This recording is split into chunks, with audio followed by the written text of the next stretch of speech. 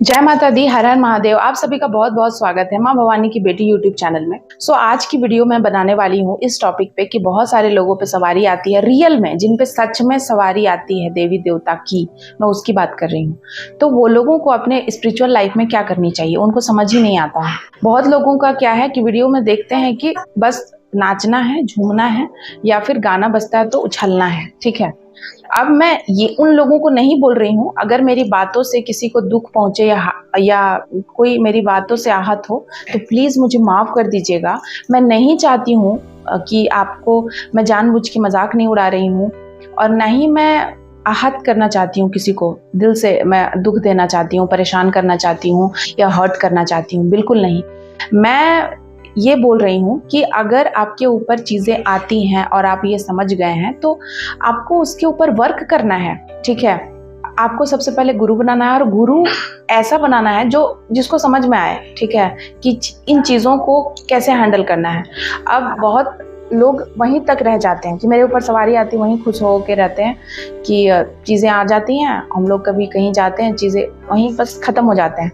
अब है कि ये बहुत स्ट्रगल वाला पीरियड तो होता ही है, आसान तो होता नहीं है। चीज़ों को बैलेंस करना बहुत मुश्किल होता है। मतलब आपकी जो कुंडलिनी है वो खुल रही है, ठीक है। सवारी आने का मतलब ये है कि कुंडलिनी खुल रही है, अगर सच में आ रही है तो। मैं उन लोगों को बोल रही हूँ जो झूठा नाटक करते, मैं उनकी बात नहीं कर रही हूँ। तो जब आपकी कुंडलिनी अवेक हो रही होती है तब आपकी बॉडी में बहुत तरह की चीज़ें होती हैं, ठीक है। जैसे कि जो वाइब्रेशन होती है और मूवमेंट होती है, चाहे जैसे भी मूवमेंट हो। बहुत लोग अपने वश में नहीं होते हैं, आपका शरीर पे वश नहीं होता, वो चीज़ें होती हैं। तो आपको क्या करना है, आपको उन चीज़ों को साधना है, ठीक है। वो एक ऊर्जा है, ठीक है। अब उस ऊर्जा को हमको साधना है, ठीक है। उसको शांत करके अपने बॉडी में साधना है और उसको यूज करना है अपने अच्छे के लिए, समाज के अच्छे के लिए, ठीक है। तो उसको हम सिर्फ इतना ही पे अगर छोड़ देंगे ना तो नेगेटिविटी लगते रहेगी मुझ में, ठीक है। नेगेटिविटी आते रहेगी, बार बार आएगी, परेशान करेगी। या आप कहीं और खेल जा रहे हो, या किसी और को क्या पता, किसी को बुरा लग गया कि उनके पास नहीं है, आपके पास इतना है, तो उस पर कुछ लोग कर दे। बहुत तरह की बातें होती है, अनगिनत। मैं बोलने बैठूंगी ना तो इतना बोलूंगी कि बातें ही खत्म नहीं होंगी। मैं बस शॉर्टकट में ये बात बताना चाहती हूँ कि अगर इस तरीके की चीज़ें सच में है तो उसको आपको साधना पड़ता है, ठीक है।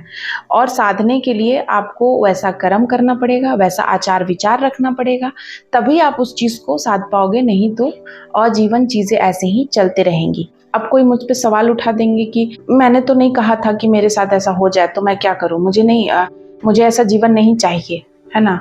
बहुत लोगों का रहता है कि हम पहले से ऐसा है कि मतलब नॉनवेज खाते हैं, जैसे तैसे जिंदगी जी रहे हैं, तो हम ऐसा नहीं बन सकते हैं, ठीक है। और जो मेरे पे सवारी आ गई है, तो अब वहां पर सबसे पहले तो चेक करना पड़ेगा कि रियल में आपके ऊपर आई है कि नहीं आई है। सबसे पहली बात कि शुद्ध सात्विक, मोस्टली ऐसी चीजें होती है कि जो शुद्ध सात्विक इंसान होता है उसी पे सवारी आती है, अच्छी सवारी देवी देवता की। और ऐसे ही अगर किसी के ऊपर भी चीजें आ रही हैं तो मतलब या तो आपके पितर हैं या कोई कुल देवी देवता, कोई ऐसे बहुत लोग पितरों को भी कुल देवी देवता के रूप में मानते हैं, तो वो भी हो सकते हैं, ठीक है। तो वैसे केस में और ये केस में डिफरेंट होता है, डिफरेंस है दोनों चीजों में। तो इसको आपको समझना पड़ेगा सबसे पहले तो। चाहे, और मैं अभी बता रही हूँ, चाहे जो भी बात हो, ठीक है, किसी भी रूप में चीजें आ रही हूँ, अगर आप सात्विकता के साथ आगे बढ़ते हैं इस फील्ड में तो चीजें अपने आप बैलेंस हो जाएंगी। अगर वो सच में देवी देवता की सवारी होगी तो वो आपको जहाँ ले जाना है, जो करवाना करवाएगी।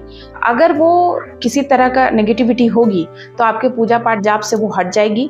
अगर वो किसी भी तरीके की पितृ हैं या कुछ हैं तो वो जो है वो बोल के अपना निकल जाएंगे। आप उसका भी उपाय वो बताएंगे कि ऐसा वो रहना चाहते हैं, क्या करना चाहते हैं। तो चीज़ें बहुत सारी हैं, और मेरे बोलने का बस इतना है कि आपको इतना ही नहीं है कि अगर सच में देवी देवता की सवारी आई है या चीज़ें आई हैं तो हमको बस दिखाना है लोगों को कि आई है, आप लोग रिस्पेक्ट करो और मेरा बस ये करो। नहीं, आपको उस चीज से ऊपर उठना है। वो भी एक माया का एक ऐसा पड़ाव है जहाँ माँ आपको, वो भी माया ही तो है कि आपको यहीं पे बांध रही है। आपको नहीं बंधना है, आपको उससे ऊपर उठना है, आपको कुछ और करना है।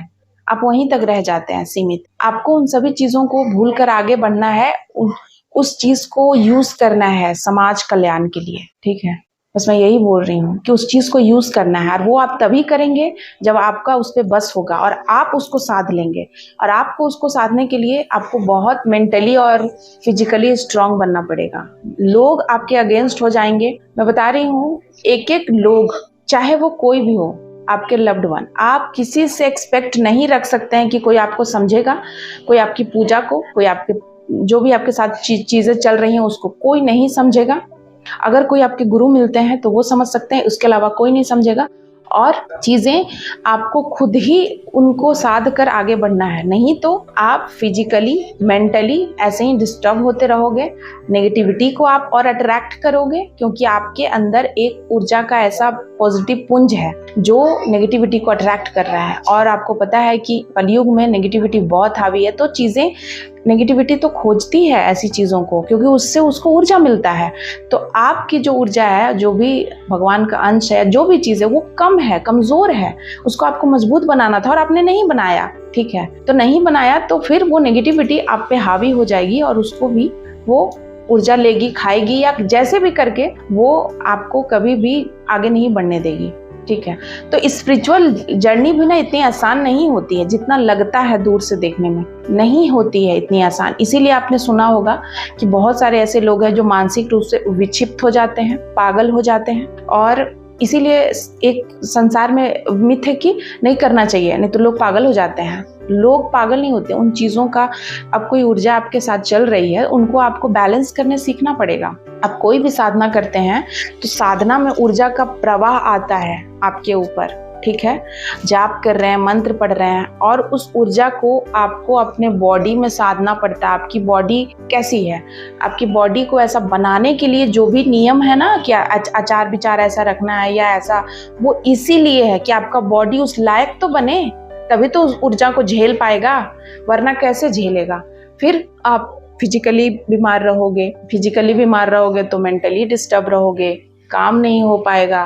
मोस्टली महिला मेरे पास जो आती हैं उनका है कि वो सब कुछ नहीं कैसे करें, हैंडल ही नहीं हो रहा है, और पॉजिटिविटी के वजह से जो भी उनके साथ चीज़ें उसके वजह से डिस्टर्ब रहते हैं, परिवार वाले जान गए हैं, लोग तरह तरह की, ये चीज़ें आपको झेलना है। यही तो आपको मानसिक रूप से स्ट्रांग बनाता है। जब तक लोग, अगर सब कुछ आराम से ही मिल जाता तो कितना अच्छा होता, आपको सब कुछ समझने लगता, सब कुछ जानने लगता। ये सबके समझने की बात है ही नहीं, भगवान ने आपको चुना है, आप लगे हैं सबको समझाने में। आप अगर सबको, घर के एक एक लोग को समझाने लग जाएंगे तब आप ही पागल हो जाएंगे, लेकिन दुनिया नहीं सुधरेगा। क्या पता किसी को पता भी है फिर भी आपको सही सजेशन नहीं देगा। तो इसीलिए आपको सिर्फ और सिर्फ अपने ऊपर काम करना है, अपने ऊपर। इस जर्नी में अकेले चलना है, कोई साथ नहीं चलेगा भगवान के अतिरिक्त, माता रानी के अतिरिक्त। समझ रहे हैं आप, आध्यात्मिक जर्नी खुद की होती है, सबको ले करके हम नहीं चल सकते हैं। वो अलग बात है कि ऐसे ऐसे लोग एक टाइम पे आने लगेंगे आपके साथ खुद ही, या आपको देखकर इंस्पायर होके बनने लगेंगे, वो बात की बात है।